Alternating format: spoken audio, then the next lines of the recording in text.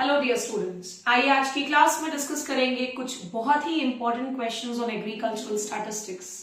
शुरू करते हैं सबसे पहले क्वेश्चन के साथ, जो कि पॉइसन डिस्ट्रीब्यूशन पर बेस्ड क्वेश्चन है। हम लोगों के सिलेबस में नॉर्मल, पॉइसन और बाइनोमियल डिस्ट्रीब्यूशन मेंशन है। ये particular session JRF social science के एस्पायरेंट्स के लिए भी इंपॉर्टेंट होने वाला है, साथ ही साथ हर वो बच्चे के लिए इंपॉर्टेंट होने वाला है जो पीजी एंट्रेंस एग्जामिनेशन इस बार फाइट करने वाला है। आइए शुरू करते हैं पहले क्वेश्चन के साथ।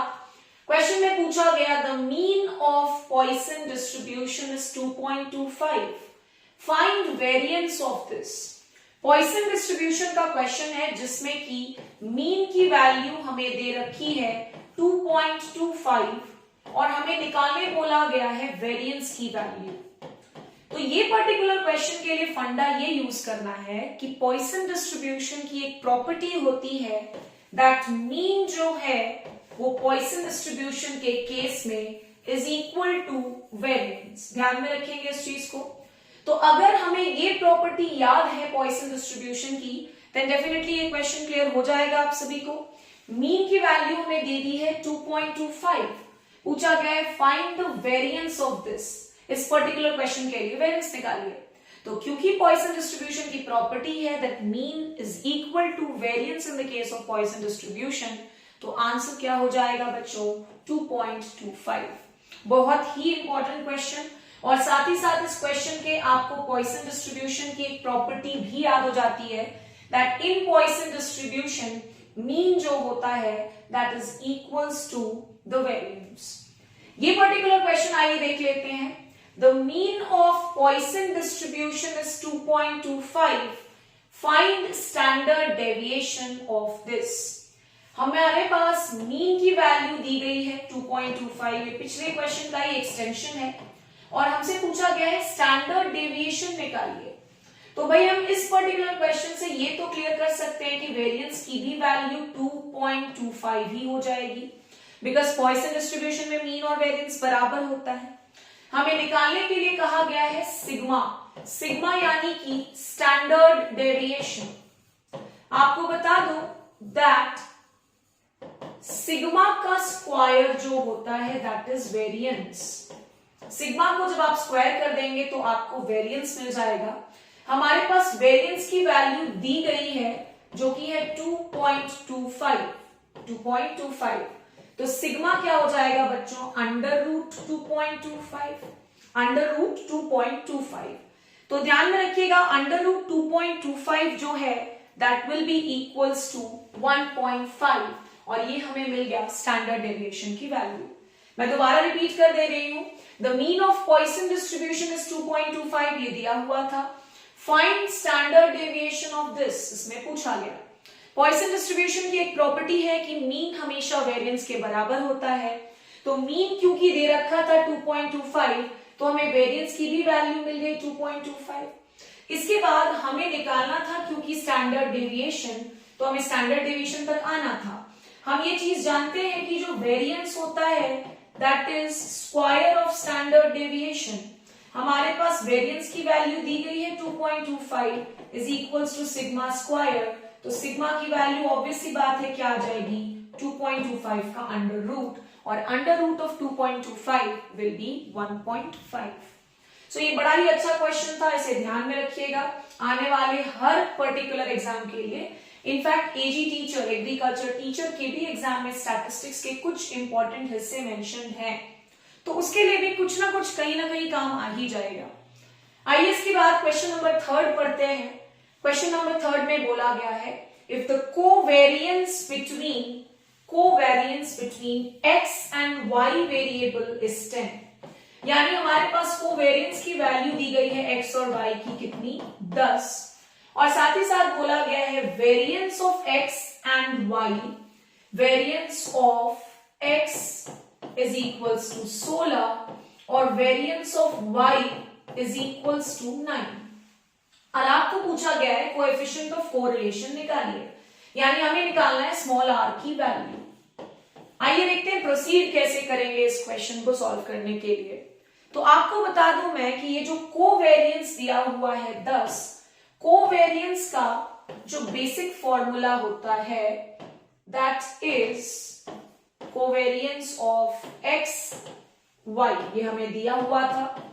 The formula for finding out covariance is summation X Y divided by N, यानी यही चीज की वैल्यू में दी हुई है 10, हाँ या ना। यानी हम इसे ऐसे भी लिख सकते हैं कि summation X Y divided by N हमें दे रखा है 10। आई होप आप सभी को ये पर्टिकुलर चीज भी क्लियर हो गई है, कोई दिक्कत नहीं हुआ होगा इस चीज को समझने में। अब ये जो कोएफिशिएंट ऑफ कोरिलेशन है, ध्यान में रखिएगा, इसका फॉर्मूला क्या होता है ये एक बार नोट डाउन कर लेते हैं तो हमें क्लियर हो जाएगा हमें करना क्या है। तो R की वैल्यू हम निकाल सकते हैं covariance of X Y divided by sigma X into sigma Y, divided by sigma X into sigma Y. अब ये हमारे पास वेरिएंस की वैल्यू तो है, हमें इसी पर्टिकुलर चीज की मदद से सिग्मा एक्स और सिग्मा वाई भी मिल जाएगा, जैसा कि मैंने पिछले क्वेश्चन में भी दिखाया कैसे सॉल्व करते हैं। तो इसमें सिग्मा एक्स की वैल्यू आ जाएगी 4 और सिग्मा वाई की वैल्यू क्या आ जाएगी 3। आई होप आपको समझ में आ रहा है मैंने क्या किया। अब आइए फाइनली इन सारी चीजों को पुट कर लेते हैं इस पर्टिकुलर फॉर्मूला में। तो एक बार मैं क्लियर कर लूं स्क्रीन और जो इंपॉर्टेंट चीजें हैं उसको नोट डाउन करा देती हूँ। आर की वैल्यू कैसे निकलेगी, तो it will be covariance of X Y divided by sigma X into sigma Y. Covariance का फॉर्मूला हमने लिख लिया था summation X Y divided by N into sigma X into sigma Y. ये वाली पर्टिकुलर चीज की वैल्यू हमारे पास है 10 divided by sigma X into sigma Y, ये आया था 4 और ये आया था 3, तो ये आ गया 10/12 और जब आप 10 को 12 से भाग दोगे तो लगभग आंसर क्या आ जाएगा 0.833। तो ये हो गया इस पर्टिकुलर क्वेश्चन को सॉल्व करने का तरीका। आई होप आप सभी को ये पर्टिकुलर क्वेश्चन भी क्लियर हो गया होगा।